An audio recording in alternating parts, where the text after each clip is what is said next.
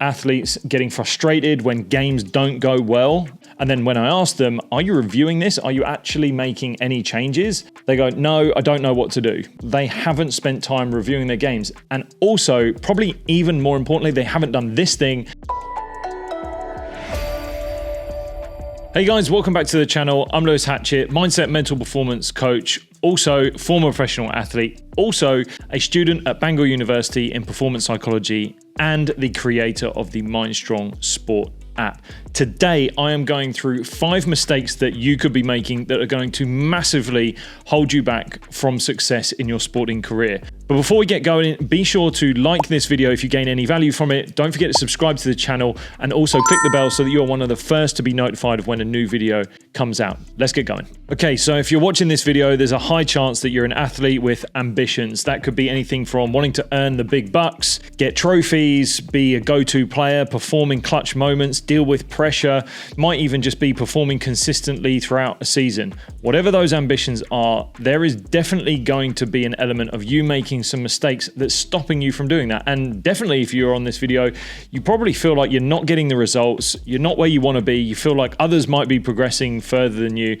and you're just kind of stuck in this place where you're not getting the accolades or the recognition for what you think you should be doing, or you're not even in that place where you feel like you can get some of those accolades. I know what it feels like. I've been there. Trust me. So these 5 mistakes that I've come up with, I'm sure there are a ton more. Let me know in the comments if you think I've missed anything, if there's a mistake that you think people make. But these are some mistakes that I have seen athletes make in my own professional journey, and for sure I have done some of these myself. So don't think that I'm perfect. I'm human. I'm just like you, even though my mum probably thinks otherwise. Hi, mum. And so I'm going to give you these 5 mistakes that you could be making that are definitely going to be blocking you from getting to where you want to be and performing not only in your sport, but could really set you up for continuously developing throughout your entire sporting career, because these are mistakes that anyone at any level could be making at any time. I've seen pros do it, I've seen amateurs do it, so there is a chance that you could be doing it as well. So let's get into it. So number 1 is you have no plan. You don't have a plan. You want to achieve a goal, you want to make progress, but you're kind of just flying by the seat of your pants and you don't really know if it's all going in the right direction. I see a lot of people going into the gym wanting to build muscle and they don't even have a workout program. So this is kind of exactly the same thing, but in a sporting context. Now this is going to be a full overall plan of where you want to get to. Ideally, you want to set a goal, a target, an aim, an ambition of where you want to get to. And I've done a bunch of videos on goal setting, so be sure to head over to those. I'm not going to go into detail. It's sort of how you set goals, how you do it strategically, how you get to those goals over a period of time. But this is more about setting a plan. The plan is how you would ideally like to have things go. Now, is it going to be perfect? Absolutely not. Plans always change. They need to adapt. You need to make sure that they are malleable and flexible so that if changes happen, then you can change it. You might get injured and you might need to change that plan along the way. But you ideally want to have this plan of how you would like things to go and what you think is going to fit into that plan. It'll be from your physical training, your technical, your tactical, your skills training, to your mental performance training, anything to do with developing you as an athlete as a whole. That is the plan that you want to set into place. So think about where you want to go, what it is you want to try and achieve, and then you're going to do it incrementally. You're not going to do everything all at once, because that is where we move into number 2, which is you're trying to do too much. Far too often I see athletes that are trying to do the advanced stuff far too early. You're trying to do what LeBron James, Novak Djokovic, Ronaldo are all doing at your stage right now. But the truth is that all of those athletes that can do amazing things have slowly built that up over a period of time. They haven't got the advanced skills to begin with. They've had to do the most mundane, foundational types of training to begin with. I often see this with people that are trying to build physical fitness or build muscle or any sort of physical gain. They try to do absolutely everything and be at the end goal tomorrow. So what you want to do is stack your development. You want to think of this like you're periodizing your sport. What are some of the most foundational parts of your sport that you need right now, that if you can have those as your basics, your fundamentals, that you can stay with those and even then start to build and develop from it? Okay, you want to have fast sprint speed. You're going to need to build some element of leg strength. That's a physical gain that you're going to need to have. But say you want to build your confidence, manage anxiety, perform under pressure, there's going to be some element of that, and especially around around your confidence that's going to give you an underlying belief that you can do what you want to achieve. So if you want to perform under pressure, you might need to become competent in a certain skill first in order to feel like you can perform it under pressure, to feel confident. So it might be you start by practicing the very basics of your skill, then developing your skill over time, and that will improve your confidence. It will improve your ability to manage anxiety. If you're practicing managing anxiety, for example, you might start with just some simple breathing exercises. You might lead it into some mantras, some visualization. You might just do a range of different things, find out what works for you, and then build upon that into your progress, your routines, your development in sport.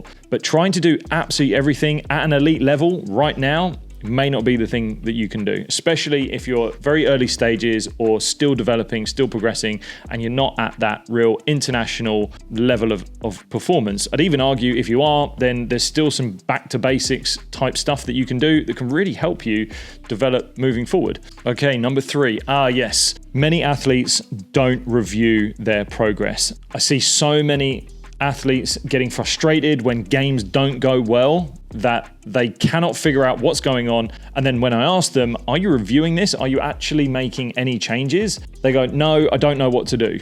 It's because they haven't spent time reviewing their games. And also, probably even more importantly, they haven't done this thing, which is they haven't reviewed the positive games that they've played. Now, the positive games, the games where it's gone well, those are as important in reviewing as it is the negative games, the games where you haven't done well.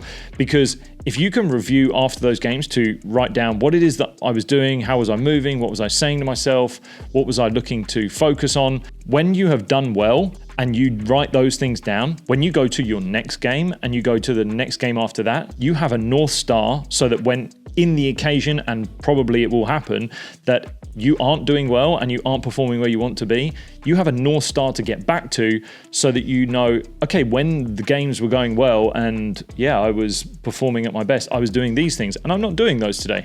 Maybe I should actually go back and do those. You at least have those written down to remind you. So often we forget these things and it's really important that we write them down. So reviewing after a game, yes, you'll do it when things aren't going well, but it's so easy when you have a good game, when things have gone well, that you just go home, you relax, you sit on the sofa, you go, that's all right, the game's going to go well tomorrow, everyone loves me and I'm doing great. Chances are that if you haven't reviewed it, you haven't figured out why you've had a good performance, when you get to the next one and it doesn't pan out the way you want it to, you're stuck on that sofa crying yourself into a bag of Doritos. And I'm not saying I know what that feels like, but I know what that feels like. So review your games, especially when you've done well. It will change the way you progress and potentially your career moving forward. And if you want to review your game, then we've added an exercise in the app that helps you and guides you through that review process.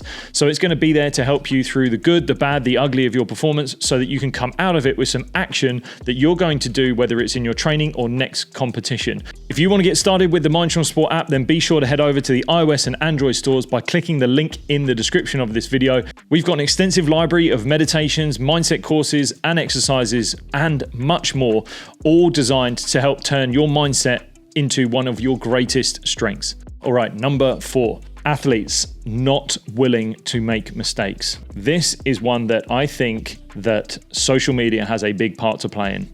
When we are not willing to make mistakes, we think that we have to be at this constant, flawless level of performance. It's an illusion that we've created in society that we constantly need to be at this flawless level, and that anything underneath that is the fact that we are useless. We might as well not play this sport and just walk away and give up altogether. The reality is that the best athletes, the most elite athletes out there have made more mistakes than you have even tried in effort. So they have made more mistakes more times than you've even tried to give it a go.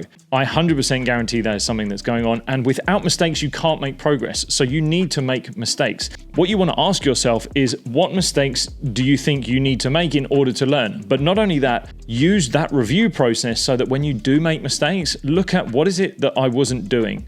What potentially are some of the gaps in what I'm currently trying to achieve, but I'm maybe not doing? Maybe ask a coach for advice. That's really important that you use a coach, and whether that's your training coach, your sport coach, whether that's your physical coach, whether it's your mental performance coach, you're working with someone to maybe say, okay, well, what do you see in this performance? What do you think I'm not doing? Especially if you don't have the answers yourself. So make sure you use someone if you don't think you can answer those questions. And then when you've got what it is that you know you need to be working on, add it into your plan. This overall plan that you've got, you know from the mistakes you've made that you've got something to work on. So bang, in it goes, into your plan. Off you go, run away with it and get going. So it's really important that we make mistakes and not think that everything has to be flawless, everything has to be perfect. It's usually our perfectionism that is just riddling us. We have these high standards that we set. They're great. It's great to have high standards, but if we just think that we're going to be perfect at everything all the time, then we'll feel like we're not willing to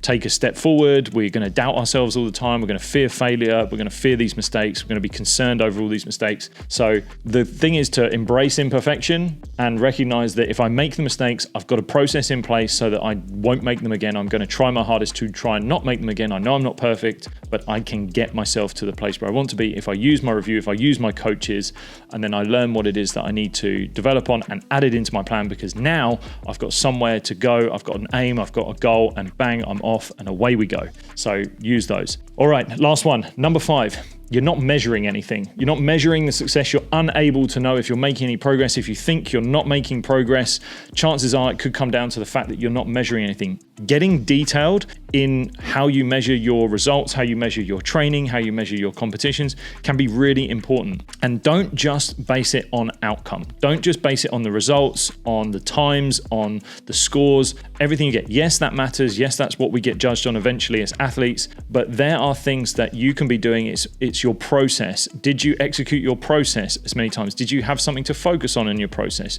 You're not measuring your success in any way. Again, you're not going to know if you're making any progress in the gym other than kind of anecdotally lifting heavier weights and thinking, yeah, I'm making progress, everything's going well. But when we see those numbers stacking up and we see the numbers improving and we see ourselves going in the right direction, that's where we gain some confidence, because we think, okay, I'm moving in the right direction. This stuff is working. And if it's not working, if you start to see the numbers change or maybe the numbers aren't moving, then you might have to ask those questions. Where am I making some mistakes? Where am I not focusing on? Where do I need to adjust? Maybe where do I add some more energy into? And that's where you, again, work with a coach and you develop the answers through them and with them. So making sure that you're measuring what you're doing is massively important so that you know you're making some progress, you can track it, and you can look back and go, this works, this plan works, I've seen success, and okay, I'm going to continue doing this, I'm going to adjust a few things, but it's going to work. All right, there's all 5 for you. Now, if you've made a mistake and you think that you've learned from it and I didn't mention it in here, throw it into the comments. If I haven't mentioned one that you would add in as well,